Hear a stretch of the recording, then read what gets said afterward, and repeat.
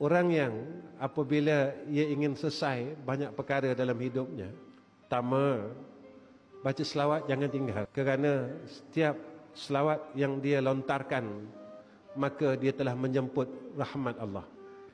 Satu hari saya cuma mampu baca selawat 500 saja. Lepas sembahyang subuh, saya akan duduk, saya akan habiskan selawat saya 500 kali. Saya akan baca selawat yang pendek, iaitu selawat Jibril. Bismillahirrahmanirrahim. Sallallahu ala Muhammad. Sallallahu ala Sayyidina Muhammad. Ini yang saya baca setiap hari. Apa yang saya lalui dalam hidup, sepanjang saya beramal dengan amalan ini, Allah angkat banyak perkara dalam hidup saya. Pada hidup saya ni bukan tak ada masalah, tuan-tuan, tapi alhamdulillah semua masalah Allah angkat satu persatu. Benarlah, jika kita berselawat kepada Rasulullah sallallahu alaihi wasallam, hidup kita dalam rahmat. Kedua, jangan tinggalkan amalan ini.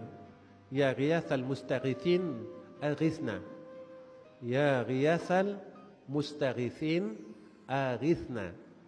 Ya ghiyathal mustaghithin aghithna. Ya ghiyathal mustaghithin aghithna.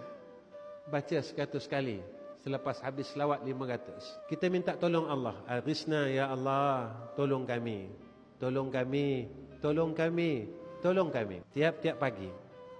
Ya ghiyasal mustaghisin aghithna. Yang terakhir, baca istighfar Nabi Allah Yunus. La ilaha illa anta subhanaka inni kuntu minaz zalimin.